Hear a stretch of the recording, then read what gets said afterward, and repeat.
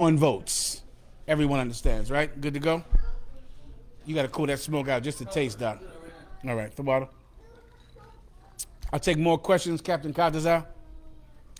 I'm sorry, Captain Tazariak. In Genesis 2 and 22, we read it says, "In the rib which the Most High God had taken from man, made a woman, brought her into the man." Say that one more time, please.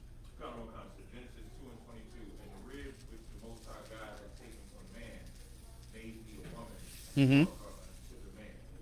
Now, for me, it's just as simple as taking it from a man, meaning taking it from her father, and giving it to a man. That's exactly what it is. Somebody wouldn't believe it. How would you go more in detail trying to explain it? All right, read it one more time. Come on, Constance. Genesis 2 and 22. "And the rib which the Most High God had taken from man, made he a woman, and brought her unto the man." Well, this is the rib that he had taken from man. Read it one more time. Made he a woman. Read the part before that again. Come on, come. "And the rib which the Most High God had taken from man, Had did what from man? had taken from man, Had did what from man? had taken from So now you're battling someone in the world, right? And then you ask the brother, have you ever had a marriage ceremony? Some of them will say yes. Right. And then you'll say, where did you get your wife? Right. And what will he say? I got it from the father, Her father did what? gave her, Her father did what? gave her, Her father did what? gave her, And the rib that Adam had taken from man. had taken from man. This is why fathers give away their daughters, because that's how the first marriage was. The first marriage was a man who gave his daughter to Adam. He gave her to Adam. And with that woman, he got a wife. He got a wife from a woman that he got from a man. I mean, that will be, they'll get that part because it's happening every day in that whorehouse. Where that father is handing you a daughter who has had sex with everybody already. And he's going to now hand it to you as if she's a treasure. And she's been with everyone. But he's going to hand her away along with that bill for that ceremony, which is about $30,000. In all white. But he's going to march down there, if she has a father, of course, march down there as if he's giving you the crown jewels. Right? Fathers give away their daughters because Adam received his woman from a man. Her father done. Everybody gets it, all right? Anything else? Questions in the room? Solid. Questions? Any questions online? I'll take them now. If you got a question in the room, just ask, all right? Please, how's it hard? Okay, give me the precept, please. Okay, no problem. Someone look up bashful, please. Please. I believe that's the one he wants. Come. Ecclesiastes 20 and 20. Salaki. Ecclesiasticus 20 and 22 in the Apocrypha. And then let's look up the term bashful, okay? Some people mistake bashfulness with humility. Being bashful and being humble are two totally different things, all right? And we'll explain. Captain? Bashful, reluctant to draw attention to oneself, shy. That's what you cannot be. You cannot be that. Why can't you be that if you're in the Israelite school of UPK? Because you have to let your light shine. Right? You can't hide yourself because that spirit that you're hiding is the spirit of Christ. And this school does not grow if our priests hide themselves. Meaning you cannot be ashamed to rock your shield. You cannot be ashamed to rock your braids and your beard and your fringes. You can't be scared to show who you are, which is what shy is. Well, you're afraid. You're afraid that people will find out who you are and then they won't like you. Right? The supervisor won't like you. Women won't like you. Mothers won't like you. And that's bashfulness. That's fear. And the Bible is dead set against fear. Humility is right. Humility is a righteous thing when someone in power acquiesces to people smaller than them. That's just and that's grace, right? But being bashful is when you acquiesce to people bigger than you. You're the small one, and you refuse to be big as someone else. You don't want to look them in the eye. You don't want to ever say, I wear this, I dress like this, I wear my hair like this, because you're afraid to. Everybody understands. So read the precept, Hazahab. You have it? Mm-hmm.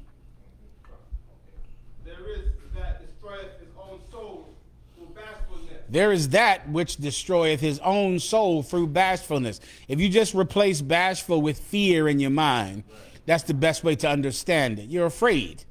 And so many people are scared to death to even associate them, to even know, for someone to know that they're in One West, that they're in ISUPK. You're scared to death for anybody to know. You work and work and work to try to hide it, and it's an all-day job hiding it. It's an all-day job trying to hide all your Facebook posts, and I mean, it's a mess.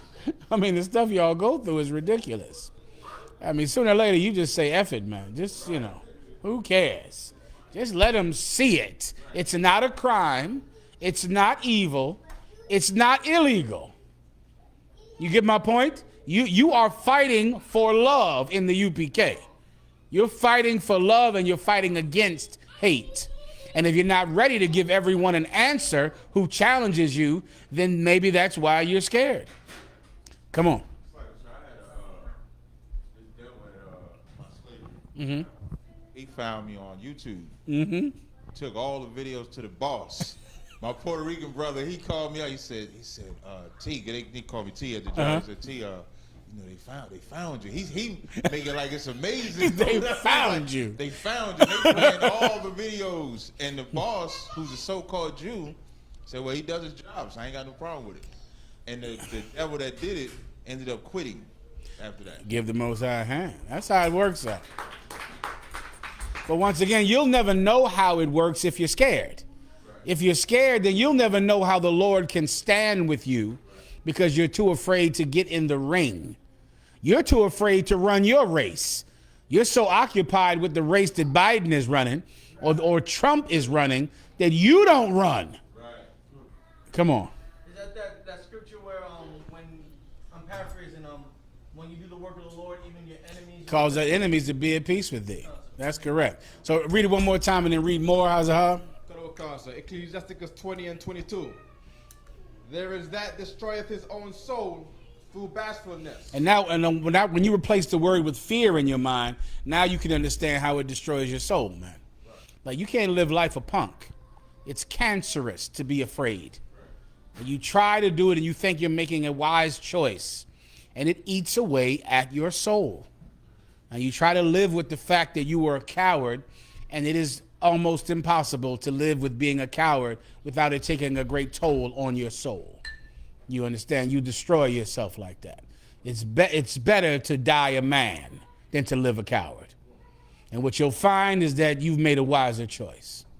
All right? And especially when we're not even talking about death. We're talking about, some stupid job that you can go find another one and go get another one. You ain't a rocket scientist. What the hell are you? A scientist for NASA? Go flip somebody else's burgers. That's all. Just go find another Walmart. There's other Walmarts. And there's a Home Depot. Your job is garbage anyway. What in the hell are you going to do? You going to compromise your whole life over that stupid job? But you can go find another one, and you can sue them for everything. Sue them for unlawful, for illegally firing you. You can sue them for racism. You can sue them for firing you because of your religion. Come on, man. Please, up front. Workplace discrimination. Thank you. Workplace discrimination. But you'll never know if you're scared. Keep going. And by accepting of persons, overthroweth himself. Here we go. And by accepting of persons, you overthrow yourself. Why would some, to break down first, what does it mean to accept persons? How's that? When you're trying to accept, you're trying to make yourself acceptable to people. Yeah, a little more than that. What is there's a sin called respecting of persons, right? Think that, and then tell me what this means. How's that? being not yoked with unbelievers. Where I think you on to it. Give him a hand. I'll take that. Because you said accepting of persons, right? Yeah, accepting, meaning you're afraid of this person. And so because you're afraid of this person, you accept them, but they don't accept you. And you don't care because you're afraid of them. And that happens too many times, especially with a young brother or sister. Forget about a woman. You're just afraid. Your mom, she's everything to you. You had about half a mom. You had about 25% of a mother your whole life. But yet when you come into the truth, your mother's opinion is everything. Her opinion means the world to you. Meanwhile, growing up, you had about 15% of a mother. Your mother blew shotgun blasts of weed right in your face. You had a mother you were smoking weed with. Your mother got high all day. But then when you come into UPK, you're in a cult. Mom, go get high. Go in there and get smoke. Don't tell me about what the hell I'm doing. Now it's time to care about you now. She cared about nothing but penis your whole life. Or some of you, she cared about penis and vagina your entire life. But the minute you come into the UPK, that ain't of God. That is not of God what you're doing. That is not Mom, go suck one of my uncle's penises. One of my many uncles that came in and out the house all the time and was my father for about 2 weeks until I got a new father every 2 weeks. Mind your business right now as I choose God. Don't involve yourself now into all of this. You didn't involve yourself at all when you were chasing penis all throughout the globe. Everybody gets the point. All right, come on. For the beginning part, what you just said there about how the mom would blow shotgun smoke to your face. Could you use that scripture that King David said, "In the womb I was shaped in iniquity"? That's exactly what I'm talking about. Give him a hand. Yeah. All right, but you'll accept your mom because, you don't want your mom to think you're in a cult.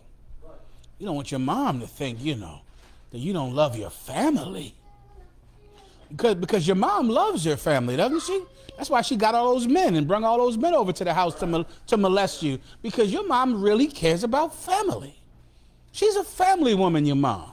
That's why she brought her boyfriend over to the house to molest your sister. Because your mom loves family when you come and find a real family.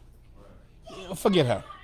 Forget your mom. Forget all of them women. Some of y'all afraid to still tell sisters your Hebrew name. I don't know what that's even about. You on there, your name is Jim. I'm going to find some of your Facebook posts. I'm going to find them. I haven't caught you yet, but I am going to catch you up there with your headpiece off on there like this here. Jim McGillicuddy. And I'm going to say, that looked like Officer so-and-so right there. And it is you. Because you're afraid that girls won't like you if you say your Hebrew name. If your wife still calls you by your slave name, maybe that's your problem. Maybe it's just something wrong with you and you're just afraid of people. You're just scared to death and you accept everybody, but no one accepts you and you don't care. If you are in a struggle about going to your cousin's house for their birthday party, but your cousin is not in a struggle with coming to her Hanukkah, then you are accepting her, but she doesn't accept you. You are unevenly yoked with unbelievers, which is what you brought up earlier. You get my point. You got to be the one that shines out. If your family wants to see you or some girl wants to be with you, this is where you are, right? Your family can always see you. Just come to class. That's where you are. You'll be there. And they can sit over there and look at you and talk to you and eat food after class like everyone else, because guess what? They will expect you to be at that birthday party. And when you don't come to the birthday party, they'll say, see, they've changed. She's changed. She in this cult, this crazy cult. He in this cult. And I don't know what happened to them. And you'll be sitting there feeling like you don't want them to think you're crazy or to think you're in a cult. And you will now take on the spirit of being bashful and fearful and accept people you should be rejecting. Everyone understands. Next question. Anything in the room? You got a question right here, young brother? I think you had your hand up earlier. If not, don't sweat it. Language. Let's look the word language up for him, all right? What precept will we go to first? Let's see where language comes from. How's that? Thank you. Give him a hand. The Tower of Babel. Tell him where to go. Tell him where to go, and then we'll read it. We'll read. That's an excellent question. We'll break it down for you in 1 second, all right? Give me the Tower of Babel. Start me in the beginning when they were all joined together, all right? How's it, huh? Genesis 11:1. We're at Genesis 11:1, Ak, all right? Keep going, how's it, huh? Genesis 11:1, and the whole earth was of one language and of one speech. So now at this time, let me give you some context. At this time, this is after the flood with Noah, right? Just think, the truth at one time started off with just one man and his wife, and then they had sons, and they had more sons and daughters and more sons and daughters, and that man passed his language down to his children, just like you would if you had kids. You have kids, you're going to talk to your children, and your children will understand you, and you will understand them, and that's the language, the thing that this family speaks, and that's how Hebrew started. Hebrew started with just what Adam was saying to Seth and what he was saying to Eve, what he learned from the Most High, and he began to talk to them like that. And then he turned it into a written language by having different symbols that symbolize sounds, like microphone and cup. So I could say, this is not a good one. Microphone, this is not a good one either. Microphone and sword. So I could say this word would be a muss. Microphone and sword. Muss. You see that, right? Microphone, the beginning of the beginning of swords.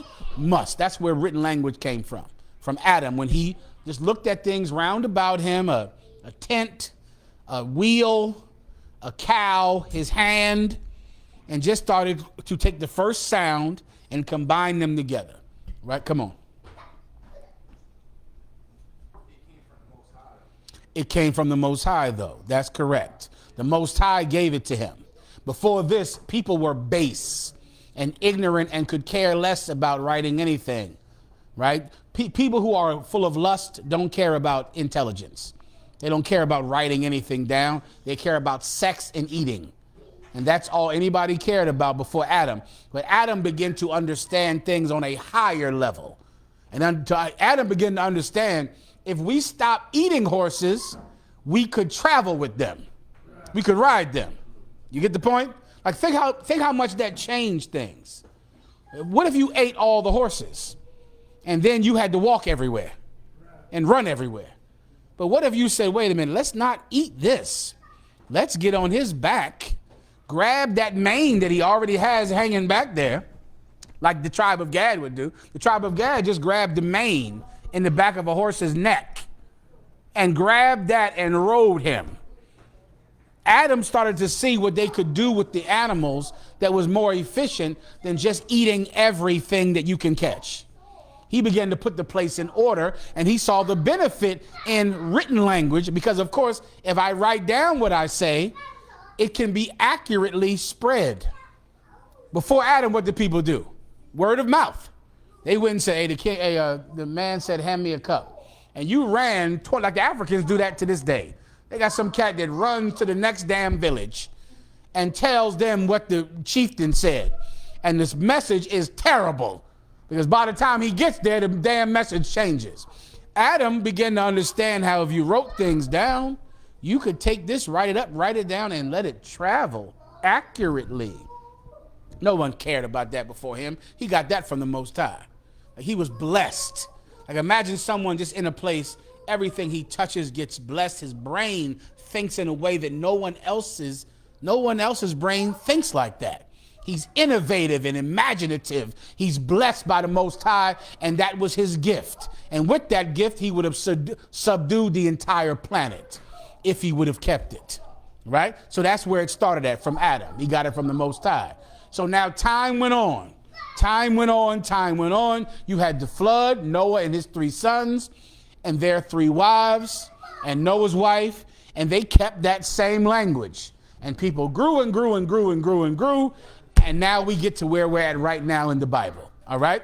So now I just gave you the context. Now let's break it down. Go. How's it hard? Mm-hmm. Genesis 11, verse 2. And it came to pass as they journeyed from the east that they found a plain in the land of Shinar. You might need verse 1 again, Salakia. Genesis 11 and 1. And the whole earth was of one language. Was of one what? One language. So this spread now. It started with this one brother and his kids and his wife. Now everybody speaks the same language. Everyone. Started with that man blessed from the Most High.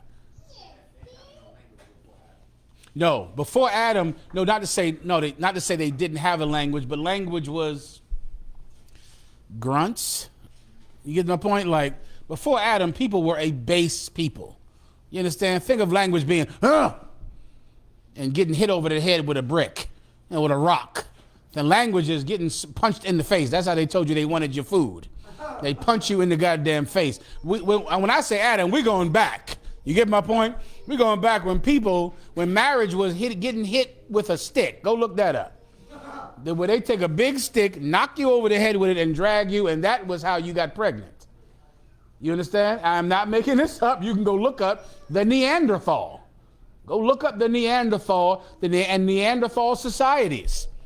And they got married with a stick, with hitting you over your goddamn head and dragging you off. And you traded like this. If he was bigger than you and could punch you in your face, he took your things. That was trade. And if you were small, you lost all your things. You understand? So before Adam, it was no need for communication. Communication was done with brute force. Because we're talking Neanderthal. We're going back that far. Come on. There you go. You want to see it? Go to Africa right now. Here, click, click, click, click, click, click, stab. Stab, bite. How do they communicate with you in some of these remote islands with these Africans? By getting shot with a bow and arrow. What are they saying when they shoot you? Don't come around here. You get my point? Like, there's islands where you go to it and you getting shot. And getting shot is their keep away sign. Now, it's not civilized, but that's their language. You come to their island, you get shot with a bow and arrow. Then they eat you. And that's how they are saying, don't come to this island. We don't like strangers here. They eat the strangers, and that's how everyone knows not to come there. Come on. In a sense, isn't that the same kind of morals of the white man today, sir? It's the exact morals of our oppressor, and it's animalistic. Animals communicate. Dogs growl at each other and sniff each other's butts. You understand? Everything communicates, but our language and its grace and lack of brutality and how sophisticated it is, that they did not have before Adam. They had the communication of a base animal people. Sniffs and smells and violence and growls and body language. You get the point? Like, just body language says, oh, stay away from him, or you can come in. But Adam came up with something beautiful, something elegant. You understand? And that came from the Lord. Keep going.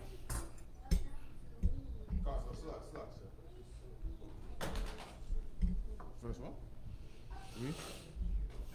I think verse 2 is where you were. Okay, sorry, sir. I was trying to find the part where they... You want to skip down to it? Yeah, the coming together. Where they split? Yeah, there you go. There you go. You'll see that in a minute. Okay, sir. 1 second. Go ahead. Verse 6. And the Most High said, behold, the people is one, and they all have one language. So now the Lord looked down on people, and he said, the people is one. They're unified. They all have one language. Go ahead. And this they begin to do, and now nothing will be restrained from them, which they have imagined to do. The Most High saw that because the people were of one language, it unified them, and now they were going to imagine taking the Lord down, which is what began to happen. The people were one and of one language, and now they use all of that communication, all of that skill to find a way to compete with God and to supersede God's authority. Keep going. That's in verse 4, sir. Sakya. And they said, go to, verse 4, go to, let us build us a city and a tower whose top may reach unto heaven, and let us make us a name, lest we be scattered abroad upon the face of the whole earth. Let us build a city and a tower whose top might reach unto heaven. That's what they did with that unity. With that unity, when they came together, they decided to conquer God. They were so successful here on earth that they had higher goals. Their goals now went to the heavens, went to the Most High. Does that sound familiar? No, that's why you have NASA and the mission to Mars and the lunar landing. One small step for man, one giant leap for mankind. The eagle has landed. Once America began to conquer the planet, then their goals get higher. They decide it's not enough. We're united. We're the United States of America. We're one. Now let's go and conquer God. And the same thing happened during the time of the Tower of Babel. Every Christian church is a little Tower of Babel. Every last one of them has a church steeple reaching unto God. Every Egyptian pyramid before the church steeples is some dead man who thinks he is so great that his power should reach unto the heavens. And they built those pyramids, and then after them, the Christians built those giant church steeples with that point pointing up to God. And you're so ignorant, you think they're glorifying God. They're challenging him. It's a challenge to God. The Egyptian pyramid is a challenge to God, and the church steeple is a challenge to God. They're unified, they're united, they're successful, and now it's time to take him on. Keep going. Verse 5. And the Most High came down to see the city. The Most High came down to see the city. What does that mean? He sent his angels down. The same way he sent his angels into Sodom and Gomorrah. He sent his angels down to see this great, powerful city. Keep going. See me one more time, Ephraim, please. And the tower, which the children of men builded. The children of men built this tower. A big tower, wonderful city, powerful, like New York, like Chicago, like Los Angeles. Keep going. Verse 6. And the Most High said, behold, the people is one, and they all have one language. And this they begin to do, and on nothing will be restrained from them, which they have imagined to do.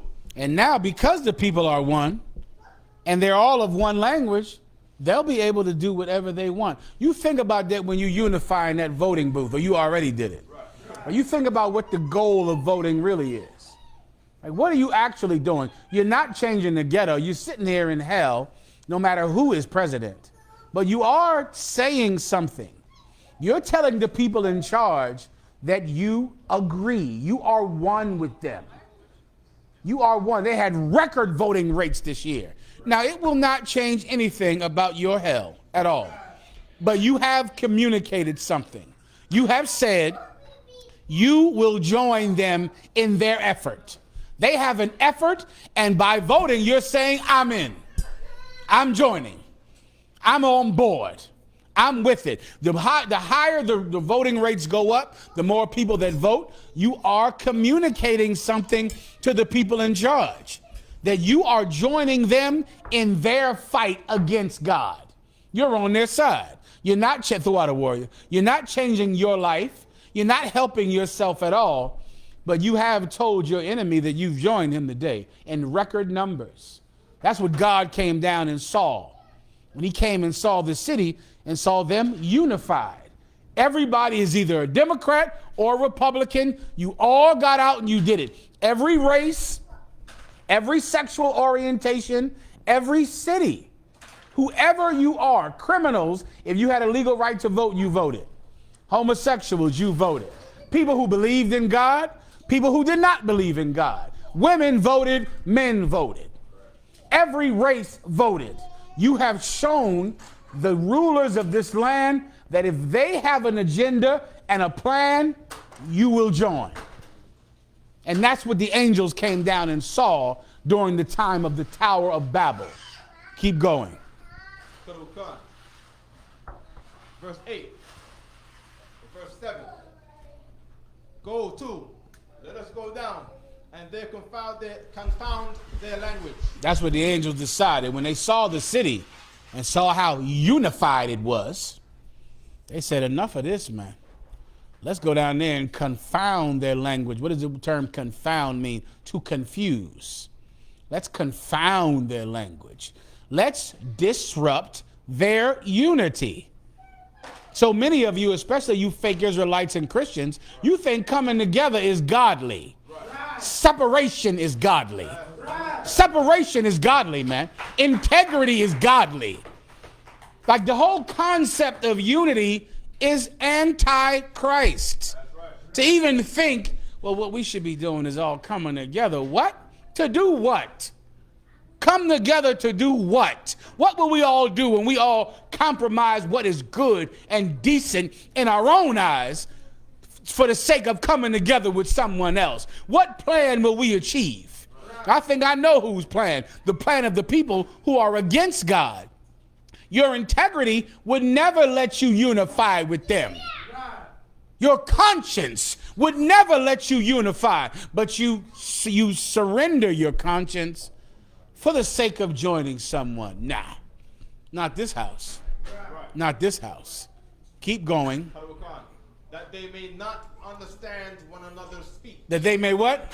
That they may not understand one another's speech. The warrior asked, where do languages come from? This is where they come from. At one time, we all spoke one language, Hebrew or Ibaria. One man is going to take that language and keep it. But the Lord came down with his angels and split everyone up so no one could understand anyone. And then from there, the Chinese grew and had their own language, the Arabs, the different nations, and Hebrew was continued with the children of Adam and their chosen seed, which became the Israelites. The Lord did not want us to come together, because if all races come together, we are going to fight God. How do you know? It's happening right now. It's happening right in front of you right now. Everybody understands. Just give them the precept, and if you need it, tell them where it is, please. This is Genesis chapter 11. Solid. And someone give me the word, the Hebrew word for sodomite, so I can say that word in public freely. Go ahead. No, not kodash. That's not the one. That's the word that they use. That ain't the one I want, because that sounds like holy. I want the other one. That's like a harlot, a temple harlot. Come on. I just want to make a quick announcement. Please, go ahead. If for anyone that has the mic and reading, can you please make sure the mic is on when you're reading and that you're speaking loudly? The water. Give me the other one, Hazahab. What else you got? The word Saddam itself means scorch. See, if I say Saddam, the sodomites are going to know what I'm saying. I want to be able to just openly say the word and they don't know that I'm talking about them. You got to give me something better than that. Give me something. Give me effeminate. How about that? Give me an effeminate for men, and then give me an emasculate for women. Come on. Quadashah. Now, I'll take that. Quadashah. How do I say he's a Quadashah? Or are you over there with that Quadashah? Or you and Quadashah came in the room? I don't like that either. Go ahead. He is Quadashah and would be Hawa Quadashah. He's Hawa Quadashah. Quadashah. It's close. Give me effeminate first. Let me see what effeminate is before I keep that one.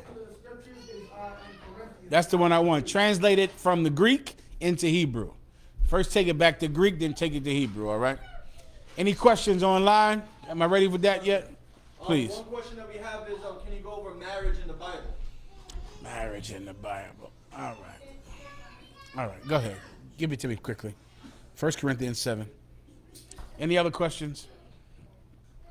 The other question, sir, is if you could go over Revelations chapter 11, verse 6. The brother would like a breakdown, sir. All right, give me one precept about marriage and I'll move on, all right? Sex is marriage. That's what marriage is. When you have sex, you just got married. Congratulations, all right? And you just give me one precept about that and I'll take that and I'm done. Exodus 22 and 16. Solid. Exodus 22 and 16. Someone read that. How's it? If I may, there was something I'm reading in the book of Josephus about Please go. You want to finish? So we're going back to the Tower of Babel real fast. All right. Go ahead, Hazard. This is the book of Josephus, Antiquities of the Jews, book 1, chapter 4, verse 1. Right? But they imagined the prosperity they enjoyed was not derived from the favor of God, but supposing that their own power was the proper cause of the plentiful condition they were in. Mm-hmm. Right? Verse paragraph 2. But now it was Nimrod who excited them to such affront and contempt of God. Mm-hmm. He was the grandson of Ham, the son of Noah, a bold man, and of great strength of hand. He persuaded them to not ascribe to God, as if it was through his means they were happy. Right? This is a perfect voting precept. What he's reading right now, and you can go to the Tower of Babel, and let me give you a precept for it while I'm there before I forget, Hazar. You want to go to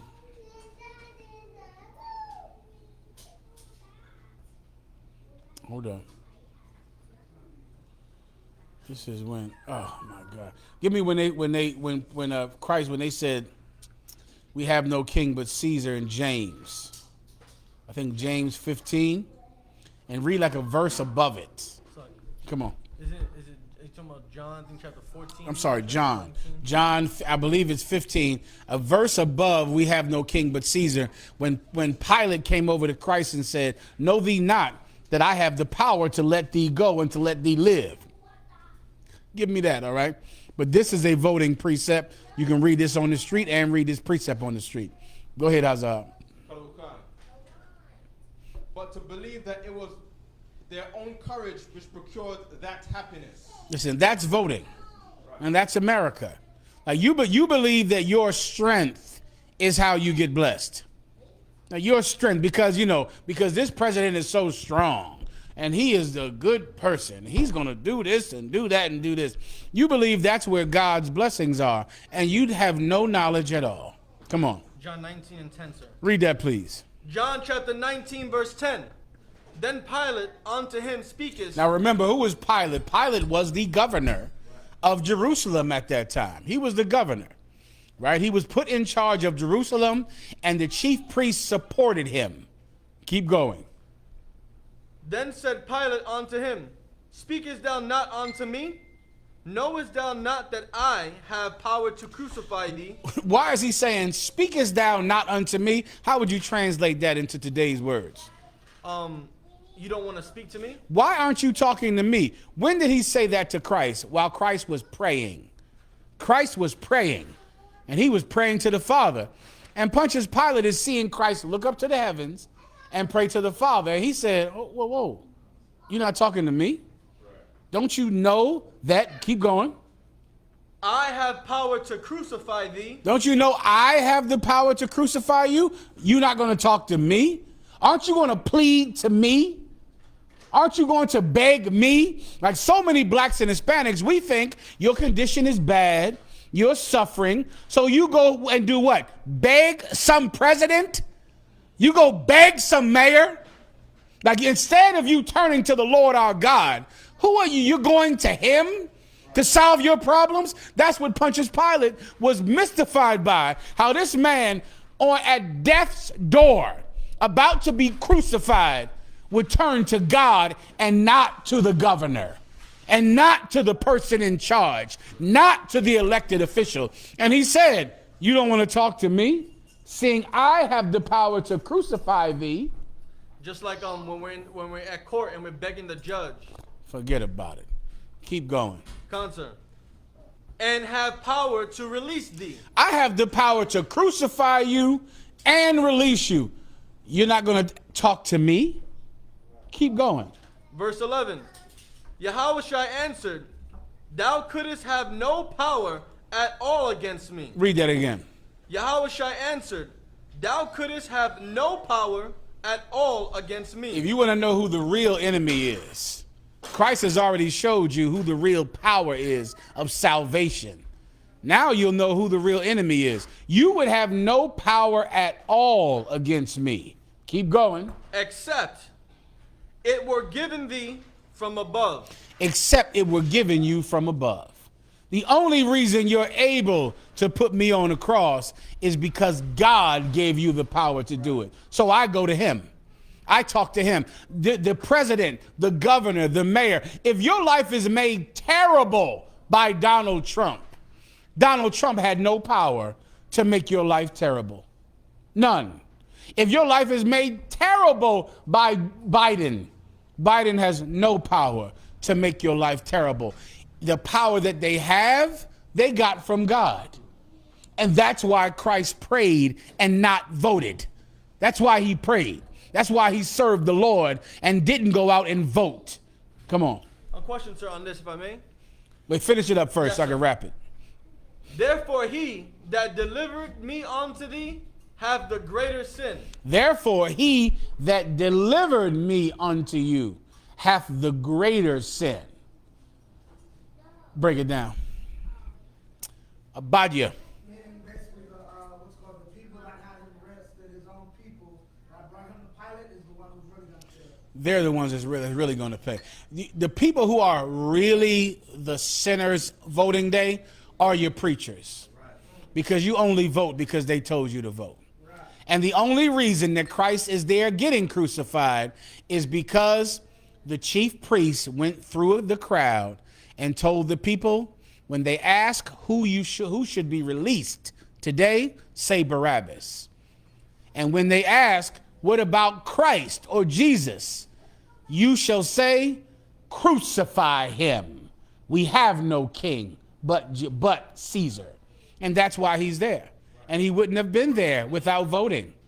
He wouldn't have been there without the people's choice, without the people giving their opinion on who they wanted to be released. The people had their say when Christ was being crucified. And their say was to crucify him, to kill him.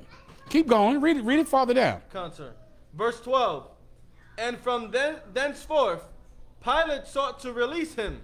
Pontius Pilate, the devil, our oppressor, he was trying to let him go because he was innocent.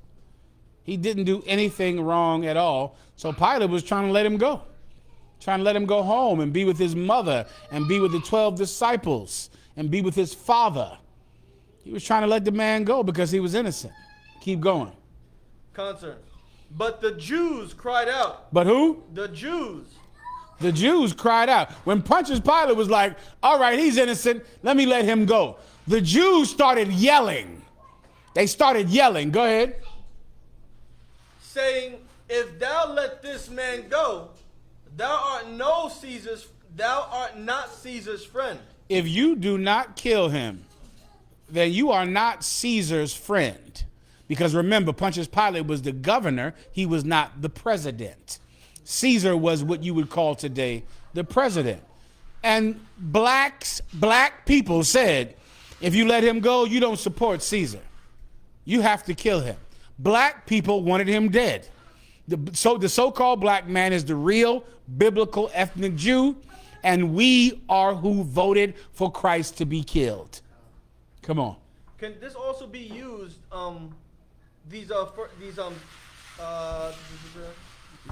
Verse 11 and verse 12, right?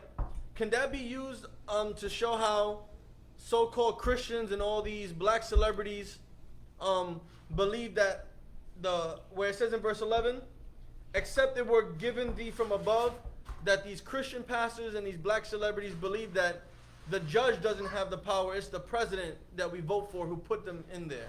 Versus we Okay, no, not so much. Just think this. The Christian celebrities and the Christian pastors believe that the people have the power and the people are more important than God. That's what they believe. Okay, Counselor. You get my point? They believe that they think they're doing this for the people. They think that it's better for the people that Christ be killed. They're going to say it.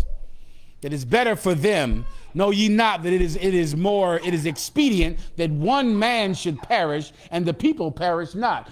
Black celebrities think they're doing the right thing. Why? Because every wicked man thinks he's doing what's right. If really intertwined in what's right is selfish gain. You understand? Then of course, is Biden better than Trump? Trump is a historically terrible lying bastard.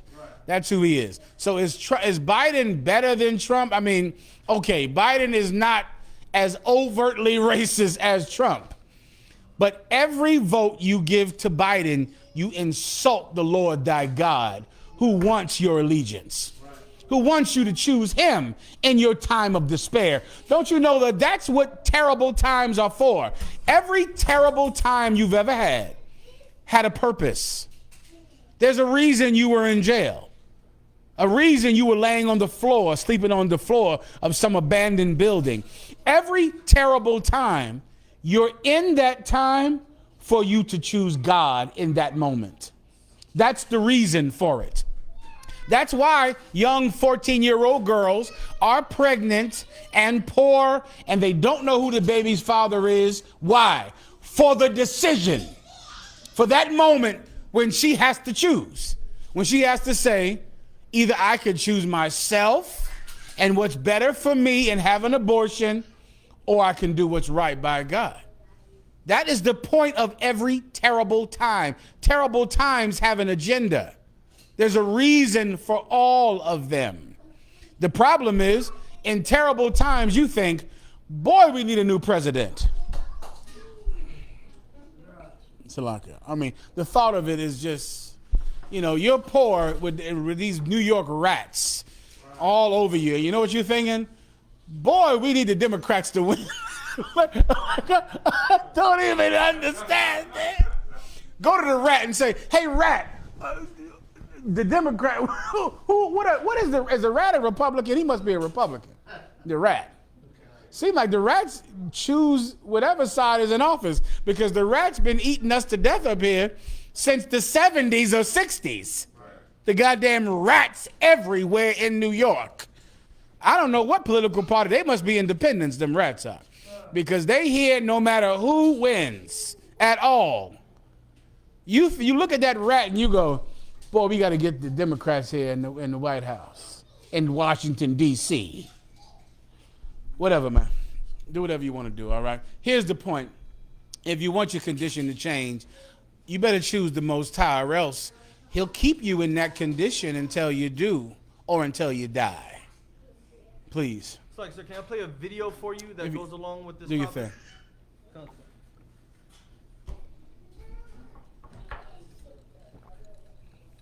How's it hot? The breakdown for effeminate when you're ready, sir. Effeminate, the Hebrew word? How's it hot? Go ahead.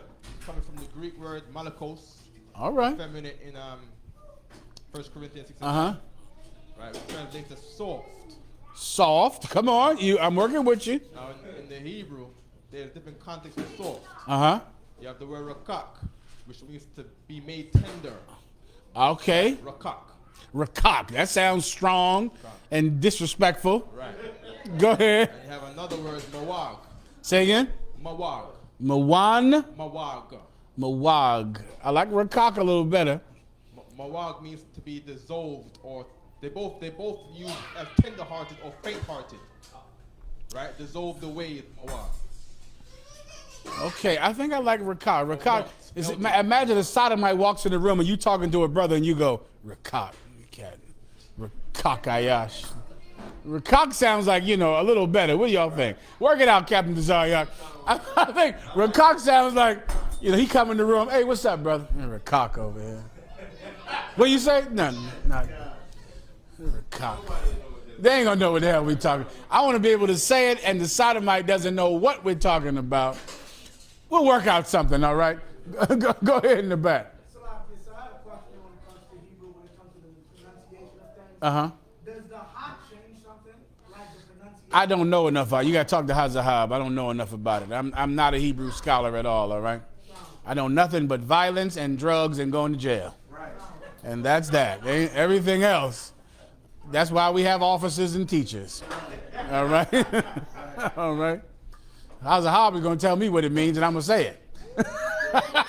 That's it. Rakak. I'm going to say that. And that's that. All right? Let me let this go ahead. This is from an interview with Malcolm X and some white reporter talking about so-called black celebrities. Mm-hmm. Today, you can point to a large number of Negro leaders who have consistently betrayed These are puppets that have been put in front of the Negro community by white liberals. These are parrots that have been put in front of the Negro community by white liberals. You can't name me a Negro leader who has betrayed Negroes, who has not been endorsed, sanctioned, subsidized, and supported by the white liberals. Now, concerning the poll taken by Newsweek magazine, I think it said that this was the leaders who said that, who went with King and against Mr. Muhammad around 90%.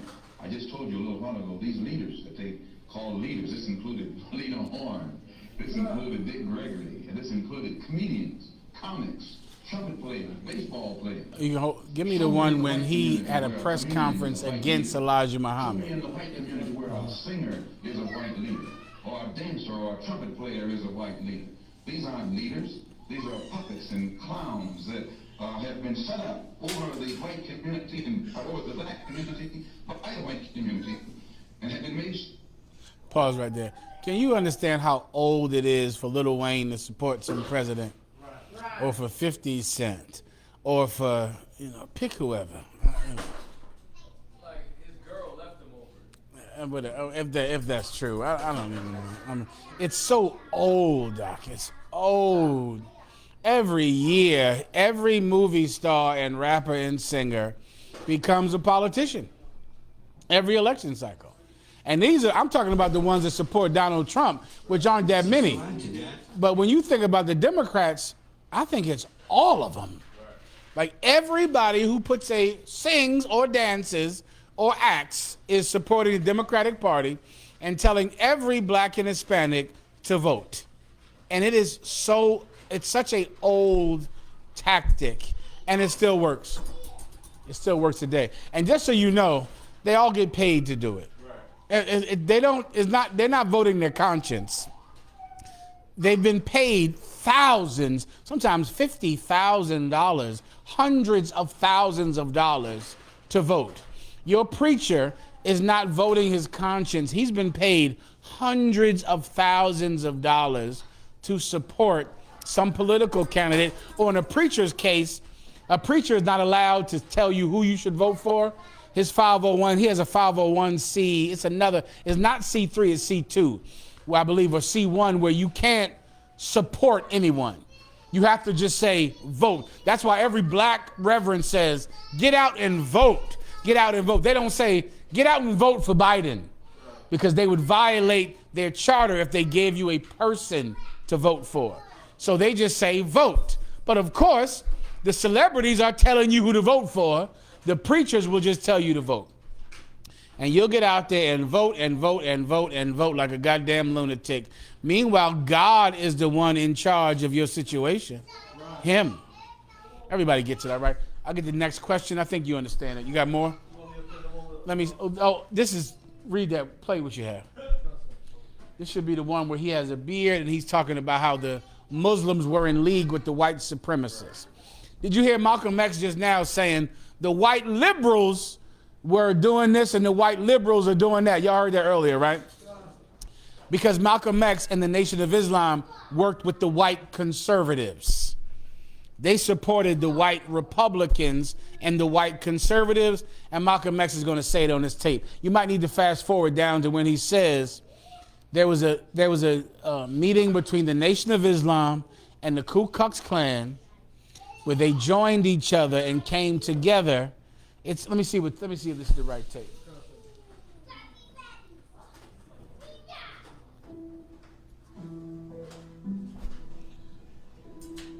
You might need to fast forward. It's a press conference. This is not it. Fast forward. Fast forward. This ain't it. Let somebody find it for me. Kadazar, find it for me. Where Malcolm X was talking about the meeting between the Nation of Islam and the Ku Klux Klan. What's his name? Malcolm X did the same thing, but they were on the side of the racists, white racists. They were the Nation of Islam joined in league with the Ku Klux Klan, and they all unified together. They didn't like the white liberals. The Nation of Islam liked the white conservatives. All right. No, it's a press conference. That's not it. He's standing up. It's like his first press conference right there. No, that's when he went to Islam. This one here where he's exposing the Nation of Islam. There you go. That's it right there. Play that one. Now the other tape, he's talking about white liberals. This is who the Nation of Islam supported. This was their political party of choice. Keep going. With great regret, there's no organization in this country that could do more for the struggling black man than the Black Muslim movement if it wanted to. But it has gotten into the possession of a man who's become senile in his old age and perhaps doesn't realize it. And then he has surrounded himself by his children who are now in power and want nothing but luxury and security and comfort and will do anything to safeguard their own interests. I don't got a lot of time. So, Can we skip it down? Perhaps make it a big spiritual. Made a deal or were trying to Rewind a little make bit. with Elijah Muhammad in the Ku Klux Klan country. I know for a fact that there is a conspiracy between the Muslims and the Lincoln Rockwell Nazi and also the Ku Klux Klan. There is a conspiracy. Well, the Ku Klux Klan made a deal, or were trying to make a deal with Elijah Muhammad in 1960 in the home of Jeremiah X, the minister in Atlanta at that time, who was president as a minister in Philadelphia. They were trying to make a deal with him to make available to Elijah Muhammad a county, a size tract of land in Georgia or South Carolina, where Elijah Muhammad could then induce Negroes to migrate and make it appear that his program of a segregated state or separated state was feasible. And to what extent these negotiations finally developed, I do not know, because I was not involved in them beyond the period of December 1960. Pause. All right. Jeremiah, who So was what- the minister throughout. You can go watch that. Are you with me now? Do you understand? The Israelite School of UPK does not affiliate or associate with anyone else at all. The Nation of Islam can say that, right? The Nation of Islam, they supported the conservatives, the Ku Klux Klan, the white racists. They were against the liberals. All of them, even the Muslims, picked the political party, not One West. The Israelite School of UPK does not support voting for anybody, voting at all. You cannot be in the UPK and vote. If you want to vote, this is the wrong place for you. If you're compelled to go and get that stupid retarded sticker, then this is the wrong place for you. This is not the place where you can find some man that you can look up to in D.C. that will change your situation. But this is the place where you can work out a way for God to change your situation. Give me Romans, the 10th chapter. Give me more questions too, all right? And hold Romans 10 for me. Romans 10, look up for who shall bring him up from the depths. Captain in the back. Brother called me up the other day. I couldn't find my notebook. No problem. I can't remember the breakdown. Let me get the chaser, Ephraim, please. Go ahead. Daniel's the second chapter, the 33rd verse to the 35th. If I can get a breakdown, just To what? Go ahead. Daniel chapter 2, verse 33. His legs of iron, his feet part of iron and part of clay. So this is the dream that Daniel had, right? There was a dream about the kingdoms of that time, right? The kingdoms of that time are the Persians and the Medes, right? Because I believe the Mede was the capital of Persia, right? The Babylonians, the Greeks, and the Romans. This entire statue is a unified kingdom with all of them in it, right? Which is what America came along to create. America came along with its democracy, with its voting, with its presidential races to continue what the Egyptians, the Babylonians, the Persians, and the Medes already did, all right? Babylon encompasses Egypt, right? All of the customs of Egypt were taken into Babylon. Keep going.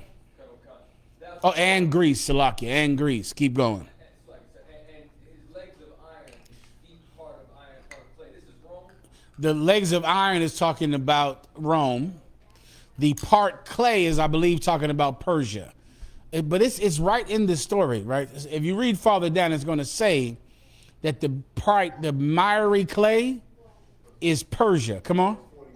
What does 41 say, Katazar? Verse 41. And whereas thou sawest the feet and toes, part of potter's clay and part of iron, the kingdom shall be divided, but there shall be in it of the strength of the iron, for as much as thou sawest the iron mixed with the miry clay. Meaning that part is meaning Rome will be mixed with Persia. Persia will break and shatter, and Rome will last. Right? Because that's all of these empires we're talking about. They all built on one another. And so at one time, it was part Roman, part Persian. Right? I believe it's Persia. If you see it farther down, it could be Babylon. Come on. So this is basically like, for example, Rome would go and conquer the Celts, and then now they're bobbing for apples and taking the Celtic culture and all that. A little closer, meaning Persia conquers this area. Then Rome conquers Persia. So now this area belongs to Rome. Right? Because they conquer each other and then just build their own society on top of each other. Right now in the land of Israel, the place where the mosque is in Israel is a place where there was a synagogue, is a place where there was a Roman temple. Do you get my point? It's in the same place. Look up Mosque of the Dome or Dome of the Mosque or something. And they all went to that place and all built a religious place on the same land, on top of each other. Mosque of the Dome. You look it up, you'll find it. So this land, this is a place, come on. Dome of the Rock. The water, give him a hand. Dome of the Rock. And the Dome of the Rock was something before that and was another thing before that. And they all built it right there. Say again? Al-Aqsa Mosque, and it was something Roman before that mosque. And they just built it on the same place because new people came in and conquered it. And they take the same place where people used to come and worship, and they say, continue to come worship here, except now it's ours. And that happens to this day. To this day. So the statue is part, I'm almost positive it's Persia. And it's going to say farther down why I'm saying it's Persia. But it's Persia is the clay, which is shattered and gone. And that iron is talking about Rome. Come on. If I may, when you start from the top is gold, the body is what's called silver, and then the belly is brass, the legs are iron, and then the feet, which is separate, is a mix of iron and clay. There you go. If I'm not mistaken, I thought the iron itself was the Rome, and the iron and clay was America, meaning it has Roman. The iron and clay is Persia and Rome, and that's why it's clay, because it's cracked and gone. It's the difference between iron and clay, which is one lasts forever and the other one is about to break at any minute. And that's Persia. Come on. Because I don't understand the order, because it's like, what's called, the brass, which if I'm not mistaken, is Greece, destroyed the silver, so how the... Okay, I can't recall that one. I have to go check in my notes, or maybe Tazar Yak has it, or Soccer War. I can't remember which is the silver, which is the gold, and all of that brass. I remember that the iron is Rome because of the feet, and I believe I remember that the clay is Persia. But all of them, I'll give you all of them. All of them are Rome, Persia, Greece, and who am I missing? Babylon. That's all of those are combined in this idol that he's seeing. And what Daniel is seeing is the fall of these kingdoms and which one will last. That's what he's saying. And that those iron feet are the one that's going to last. Come on. Like, it's one other part on this, sir. Go ahead. So when you keep reading in verse 34, thou sawest still that a stone was cut out without hands, which smote the image upon the feet that were iron and clay, and break them to pieces. So was this that it became Greco-Roman, or is this when it broke into the... Read it one more time, I'll explain. So first, you got that I'm talking about kingdoms, right? You got that much. I'm talking about kingdoms. I can't recall which one, but one of these officers or captains has it in their notes, right? It's all of those kingdoms all together, and which ones were going to fall because they're clay and they're going to break, which ones are going to last because they're iron, which ones are gold, they're valuable, which ones are brass, they're not valuable, right? They're not rich. Persia, Greece, Rome, and Babylon. So now, after you read all that, now read the part about the stone. Verse 34.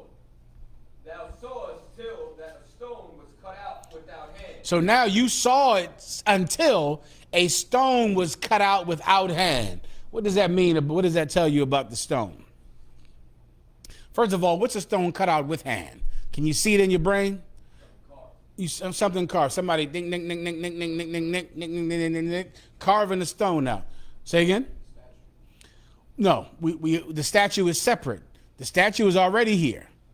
Then you see it until you see someone carve out a stone without hand. Now, a stone with hand is a hammer and a chisel, carving it out. Bang, bang, bang, bang, bang, bang, bang. But now give me a stone carved out without hand. What does that tell you about the stone, Katazar? It's carved out without hand. It's a stone. It's not clay. It's a stone. But it's carved out. I showed you what hand is. And what's a stone carved out without hand, Shalayala? It's a stone that has its natural shape. It's carved out, but not with hands. Abadia. It wasn't carved out with hands because it was done by the power of the Most High. Give him a hand. That's the point. This is a stone carved out, but not with man's hands. Not with hands, which means what? The Most High did it. So the Most High, you got your statue with all the gold and silver and all that, and then you got a stone being zapped out with power. Boom, it's out. No man took it out. No man carved it. Men have hands, and this has not been carved out with hands, which means the Lord did it. Keep going. Which smote the image upon his feet. Which did what? Smote the image upon his feet. What's the image, Kataza? Caesar Borgia, the church. We right here in this we reading. What are we reading? What's the image we're talking about? What is a image itself? Say it again. Give him a hand. The clay statue, the clay, iron, gold, brass statue. That's the image. This stone, which no man carved, went and smite this statue. It hit the statue, which means God is going to destroy this idol, which means God is going to destroy Babylon, Rome, Greece, what was the other one? And Persia. He's going to destroy him. Come on. Thawada. Babylon, Persia, Greece, and Rome. Thawada. Keep going. Upon his feet that were of iron and clay, and break them to pieces. So now he's upon his feet. He's standing up, and this thing comes and smashes his legs and breaks it in pieces, which means God is going to destroy Rome. God is going to destroy the Persian army. Daniel is seeing this statue, part this, part that, the combination of all of these heathen nations. The combination of these nations, which to this day, you have voting because of these nations. Voting comes from them. Democracy comes from them. Democracy comes from the Greeks. That's where democracy comes from, right? This whole thing that you're going through every year in 2020 comes from the Persians, the Medes, the Babylonians.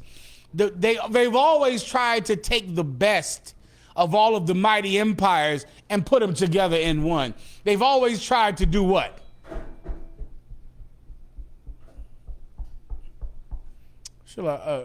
Captain? Ooh, you on it? You right there. But give me the one word I'm looking for.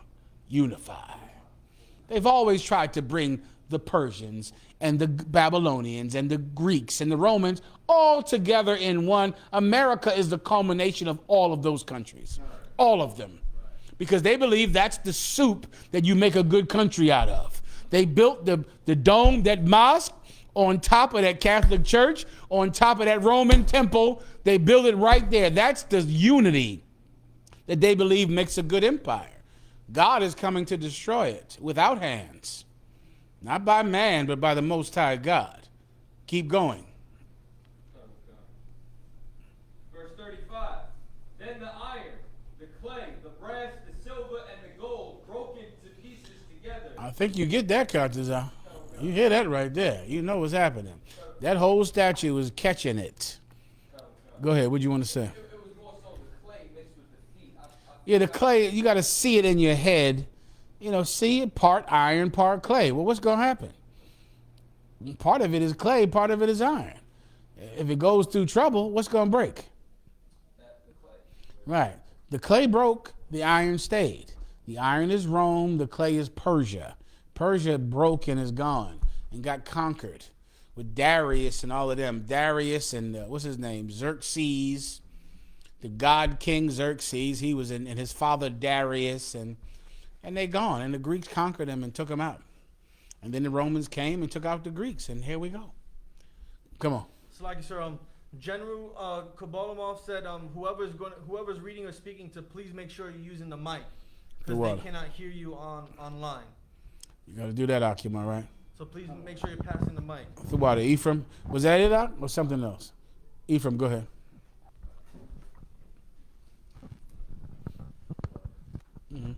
Make sure it's on, Baba Kashar. Salak Alawap. Does Revelation 17? Am I good, Zaryak? How much longer? Go ahead. Is that also a breakdown for what you just covered? And does my first question about You better get those clips up there, Asher, all right? Clips we gotta show.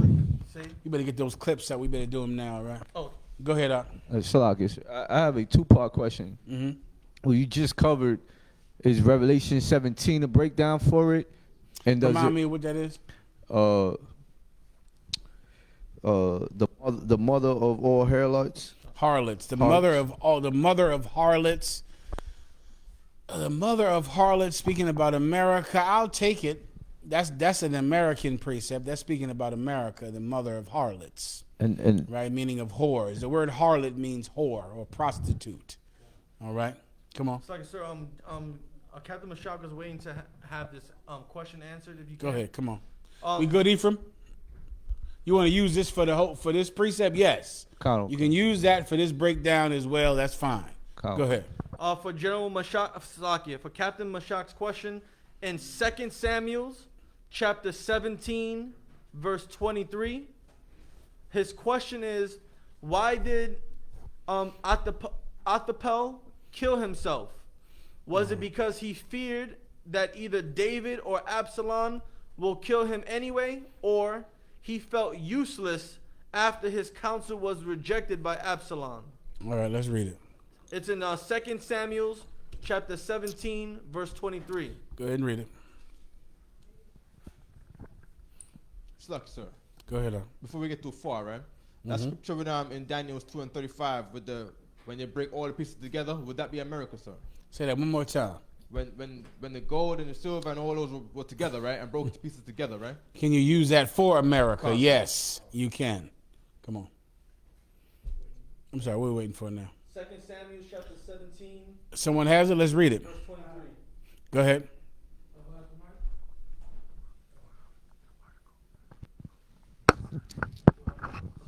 This is 2 Samuel 17 and 23. And when You might need the 4 Ahithophel years with Zeus. saw We that his worship Zeus every 4 counsel years was not for the followed, Olympics. he So I'm saddled sorry, his start over out, please.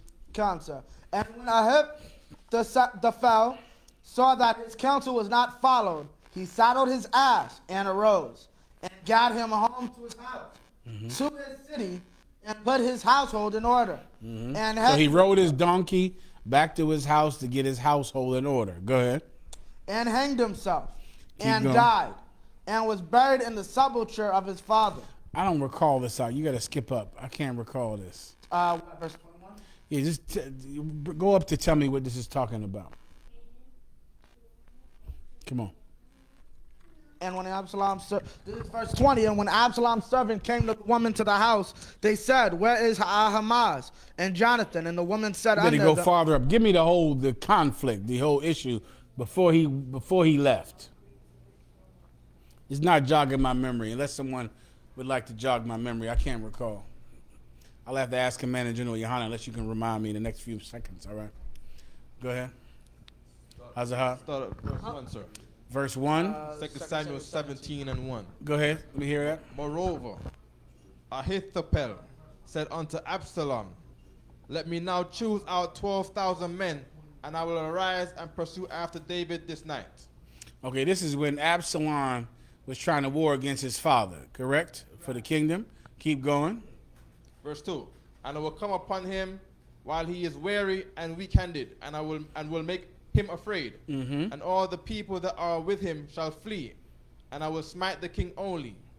Verse 3. And I will bring back all the people unto thee. The man whom thou seekest is as if all returned. Mm-hmm. So all the people shall be in peace. Verse 4. And the same pleased Absalom well. Mm-hmm. All the elders of 1 Israel. second, Asher.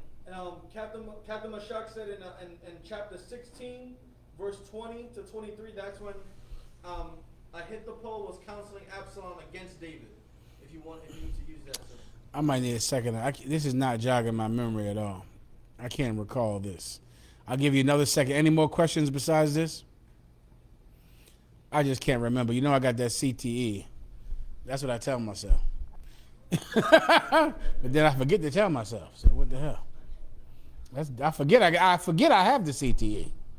Come on. Counselor, I have another question lined up. Go ahead. This is Or it's the drinking, either one. The drinking has its pros and cons, Asher. So it might be I'm forgetting because of the CT or the scotch. Either way, I'll continue drinking. Counselor. This question says, if someone who is not in the truth dies, will that person's soul still hunger for the things of this world? If yes, is there any scripture stating this? No, their soul will not. Their soul will come back. Right? If a person dies not in the truth, that soul will come back and do what when it comes back? Who knows? In the back? Be as the angels in heaven, Which means but go back wherever the Most High wants they it will to. do whatever the Lord wants you to do. Punish you however he wants to punish you. Give you another chance if he wants to do that. You'll just come back and do whatever he wants. What I would have you do is make your election sure. Is to fight for the certainty of salvation, which is what we all need. Now, if you die a sinner, maybe he'll give you another shot. I don't know. You get the point. That's up to him. All right? Come on. Could Ecclesiastes 9 and 5 be able to be used Let me hear at it. all? For the living know that they shall die, but the dead know not anything. No, this is a scripture speaking about trying to make you appreciate being alive. Right? A dead dog, a dead lion, a live dog is better than a dead lion. For the dead know nothing at all. When you're dead, it's done. All right? What you want to be is alive. Being alive is where it's at. You understand? Not dead. And so what the Lord is trying to say is you should appreciate that and appreciate the life he's given you about you. What is a spirit and a soul, and like what gets reincarnated? Okay, a spirit and a soul, that gets all confused because of what the Catholic Church did. A soul is you. A spirit is a vibe. You understand? You are a soul. Jacob and 70 souls walked down into Egypt, meaning Jacob and 70 people walked into Egypt. A soul is who you are. A vibe is a spirit is a feeling. You get the point? The Christmas spirit. That's not a person. A Christmas spirit is just the excitement around Christmas and wearing them stupid sweaters and buying gifts and getting trees. That's the Christmas spirit, right? The spirit of, give me something else. The spirit of the elections. These elections have a spirit. Everybody's all, oh my God, is there going to be a race war? There's about to be a race war any minute now. They're going to kill us all. Who's going to win? If Biden, Trump, that's a spirit, right? The spirit that happens during sports games, right? The Super Bowl, the World Series, things that catch people, emotions that catch people up on for positive or negative. A spirit is a vibe, a soul is you. You are a soul, right? Your soul does not die, right? Your body dies, but your soul does not die. You live forever. You come back and get a new body. You get the point. Now, whatever spirit you get caught up in when you're here, you're going to pay for what you choose, what you do or what you don't do.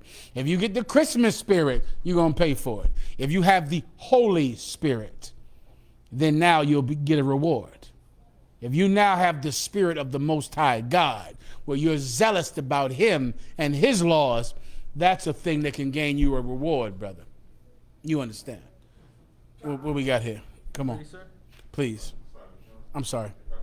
Captain Yatazak asked, how did Christ know to go directly to the 12? Does it have anything to do with the spirit of the prophets or subjects unto the prophets? Go ahead, Baji. If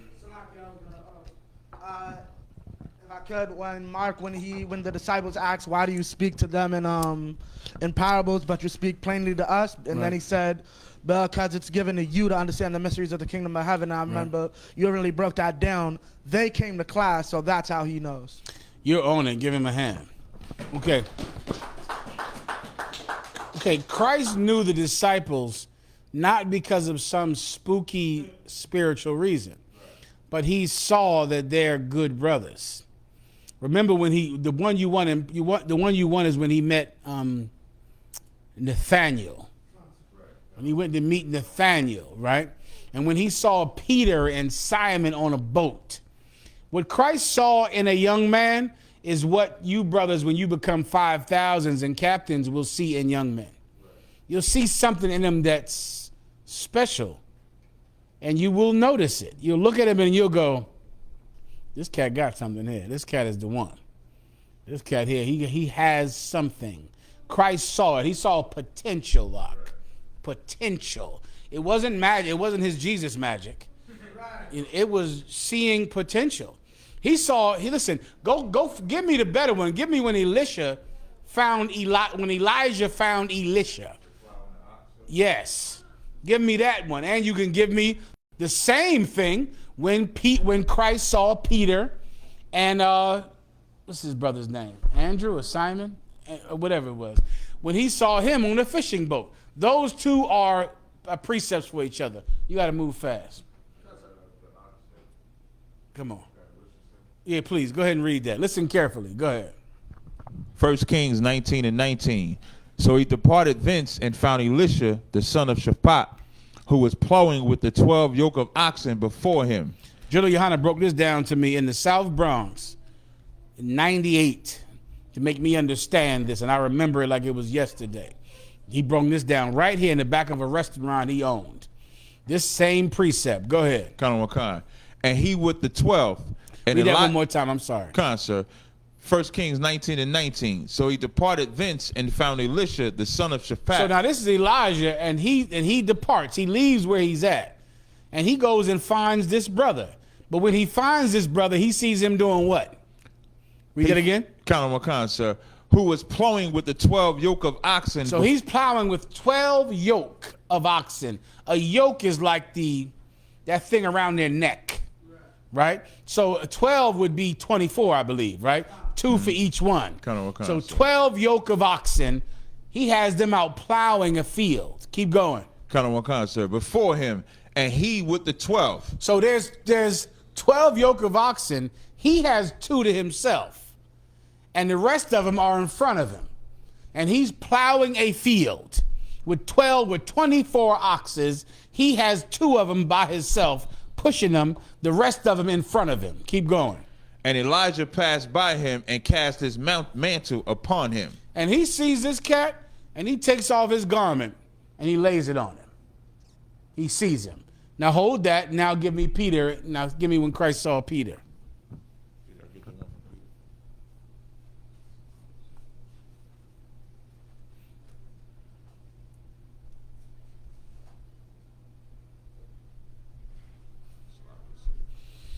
I believe it's when he on the Matthew fishing 4 and boat. 18. Go ahead. Mm-hmm. Matthew chapter 4 and 18.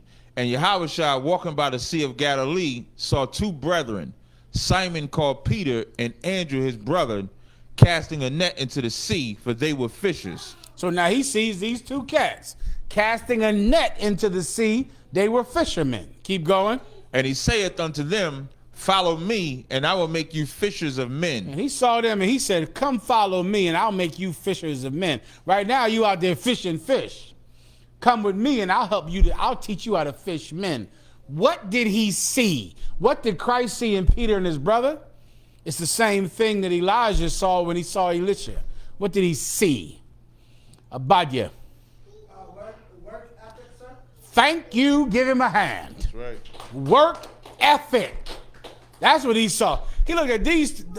Elijah saw this brother and went, that's just what I need. This cat right here. This is a hard-working, back-breaking cat. Come with me. Come get it on with me. Christ is walking by the Sea of Galilee and sees these two young cats out throwing nets out in the sea like it's for their life. And he says, you know what? Come do that with me. You get the point? Come throw out my net. Come work with me. Right. Take that same work ethic that you put into this fishing boat or this plowing. Come do it with me and we'll change the world. It's potential. And young brothers, you don't notice it, but you will as you grow. As you grow, you'll see some cat walk in the door and you'll go, oh yeah, that's the one. I saw it in Captain Desire Yacht. I remember it like yesterday. He walked into the school. I said, ooh wee. That's it right there. That's what I've been waiting on to get New York. And I knew how long General Yohana wanted New York, wanted to rebuild the school down here. And every day I'm thinking about New York, which is my favorite place in the world. I came out here today, man. The air is good down there. I just love everything about Harlem. It's like I'm home. I love the whole place, and this one is the weather, and it's beautiful to me. It's an absolutely beautiful place, Harlem. It's Jerusalem. And I remember for years, General Yohana wanting to rebuild this school, but we didn't have the man that could do it. And he walked through the door, and I said, where you from? He said, Jersey. I said, is that right? Jersey, huh? Come on, sit down and talk to me for a taste. Let's discuss a few things. And have you heard about this New York place? Because he had it. He had it, and you could see his potential. And you are going to see that man. Does everyone have it? No, not everyone has it. Have I been wrong? I've been wrong tons of times because tons of you I thought ain't have any goddamn potential. And you proved me wrong. Give yourselves a hand. I was trying to get rid of you the minute I saw you.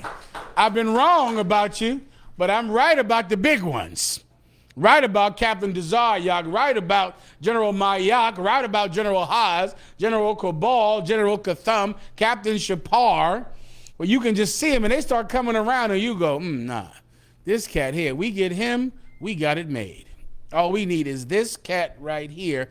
It's evaluating talent. You get my point? And Christ could do it, of course, better than all of us. You understand? Good to go. Where we at here? I got to wrap it, right? Oh, sluck it. 10 minutes or no minutes? Come on. Do you want Greek or do you want Egypt first? Greek. Greek for the 4 years? Yes, sir. Give me the 4 years. I was going to try to just explain the voting season for you and where it comes from. The presidents are chosen every 4 years. If you didn't notice this, the Olympics are every 4 years as well, right? The 4-year time comes from Greece, just like the statue we talked about, Katazar, right? Greece.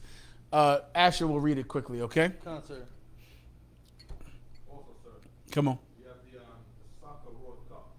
Soccer World Cup is all for the same exact thing. That 4-year time. Keep going. Come on, sir. This is an article called Religion Has Played a Role at Olympics Since the Days of Ancient Greece. Starting at the second paragraph, it says, for the next millennium, reports Religion News Service, Greeks gathered every 4 years in Olympia to honor Zeus through sports, sacrifices, and hymns. To honor who? Zeus. To honor who? Zeus. The entire election or the race comes from the honoring of Zeus. Zeus, remember, was the chief ultimate god. He was the most masculine, the most powerful of all gods. And they would come together and worship him every 4 years at Mount Olympus, right? And that's the reason that the president is chosen every 4 years, because he is Zeus. He's the ultimate god, the ultimate masculine image of God, of their Greek god, and that's why they do it every 4 years, all right? You got that? Y'all got to read that. You can tell them where to go online, give them the links. Now give me the reason that it's called a race. Everyone knows that it's called a presidential race, Concert. right? I'm running for office. Everyone has heard this their entire life, right? I'm going to show you where it comes from. It comes from, because at one time, it was a real race. Every year or every 3 to 4 years, Pharaoh had to run a race to prove that he was masculine, and his challengers came behind him trying to kill him. And he had to defeat them in a race to prove his virility, to prove he was strong enough to be Pharaoh. All right, do you have it? Concert. Go ahead. Why pharaohs were made to run around their palaces every 3 years. Keep going. It says, these days when one of the world's monarchs celebrates a jubilee, the most that tends to happen is a street party or a celebratory concert. But back in ancient Egypt, things weren't quite so simple. After a pharaoh had ruled for 30 years, the Egyptians observed a strange ritual called Heb-Sed, which culminated in the pharaoh running around a racetrack in the courtyard of their palace, wearing a kilt with an animal's tail attached to it, and woe betide anyone who didn't complete the course. Meaning he had to race around with like a fox's tail, and he had to run in and run to prove he was strong enough to still be Pharaoh. Keep going. Consort, if we skip down a little more, it says, it's thought that Heb-Sed usually took place in the 4th month of the Egyptian calendar. I don't know how to pronounce that, sir. No problem. Fine, go ahead. So that it coincided with the flooding of the Nile around November. Say it again. So that it coincided with the flooding of the Nile around November. Say it again. So that it coincided with the flooding of the Nile around November. An election is a religious practice. It's the worship of another god. When people are telling you to vote, they are telling you to practice the Heb-Sed, to worship another god. Right. And this is so old, and they've always done it, and so have you. You've joined in it. Keep going. Concern. I'm sorry, how's the how? But they look at the flood of the Nile, right? Is the flooding of the Nile what they believe the cause of one of their gods? Well, the flooding of the Nile was the time when you could get goods up and down the Nile. Meaning if the Nile is flooded, what can go on the Nile now? The Nile now. Boats. So boats now bring goods and food and money because it's flooded, meaning boats can travel down it, so everyone gets rich because you can ship goods up and down the Nile as opposed to horseback and mules and camels. But when it's flooded, man, you can ship your fruit and vegetables up and down that Nile and get rich, which is always the point of any heathen practice, to get rich. So they wanted to celebrate it and do it when everything was prosperous in November. Keep going. 2 more things, sir. After a pharaoh had ruled for a significant length of time, the ritual was a means of reinvigorating and renewing their power and strength. Usually that happened after a pharaoh had ruled 30 years, a period representing a single generation, but some Heb-Sed took place sooner, either at the pharaoh's request or when doubts were raised over their health or strength. People start looking at the pharaoh like, are you up to this? I don't know. I want to see you run for office. I want to see you run to prove your strength, right?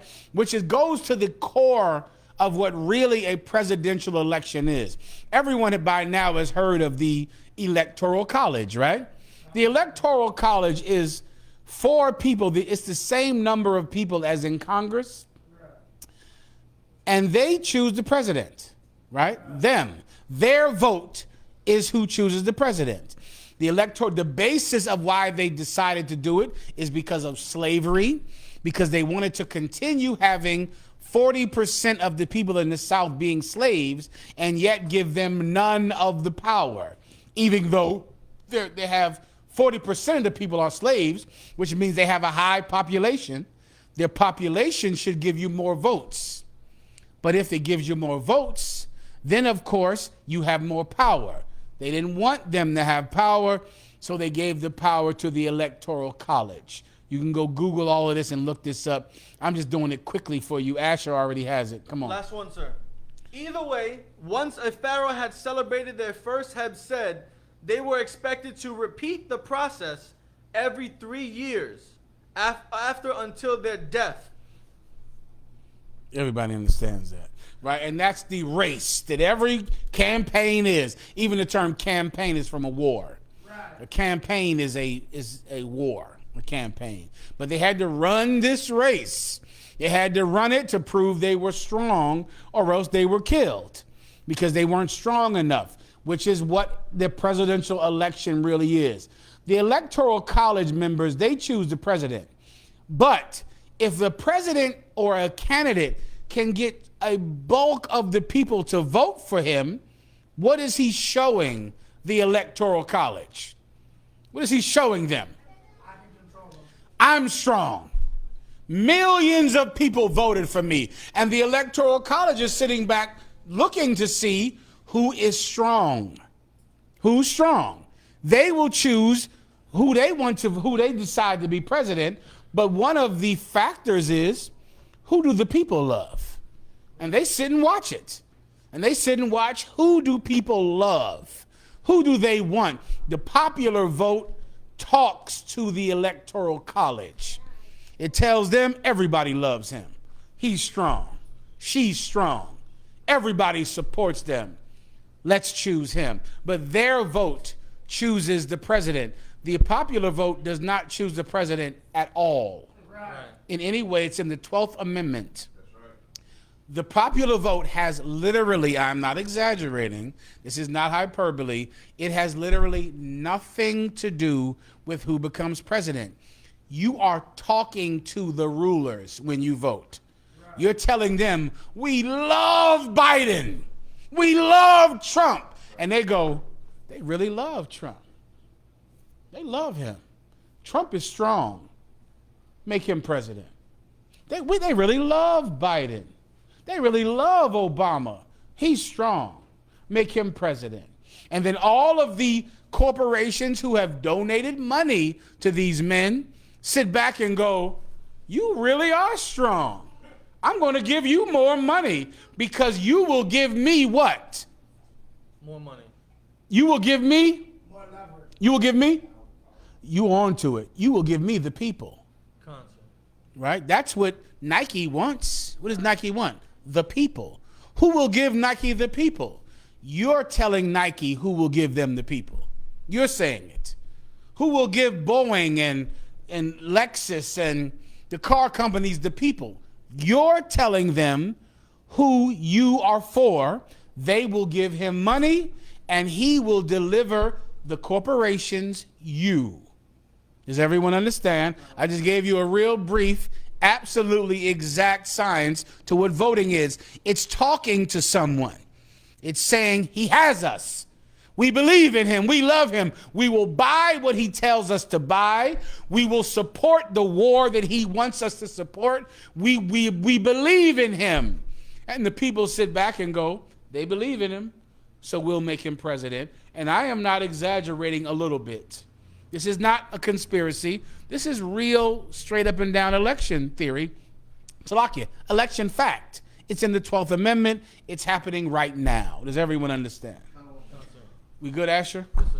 Come on. If I could, sir, I heard that 3/5 thing was about the when they try to make slaves, the slave men try to make the slaves vote Right. because the North had free black people voting. They said whatever was unfair, So all of the slaves that was on the plantation, their vote was counted for 3/5 of a man. What did white Southerners want? They wanted to beat the vote of the North. What did the white Southerners want their slaves to have? Captain Cesario. They wanted the slaves to have the ability to vote. That's what the white Southerners wanted the slaves to be counted in the population as what? Now we know it ended up being 3/5 of a man, correct, Hazard? What did white Southerners want slaves to be counted as? As a man. As a full man. Counted. Because 40% of their population were slaves. So they wanted every slave to count as a man, but yet have no right to vote. Do you understand?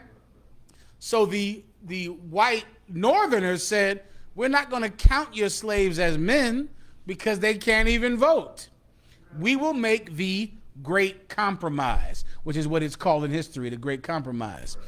We're going to count the slaves as 3/5 of a man so that the South doesn't get so much power from having a big population, right?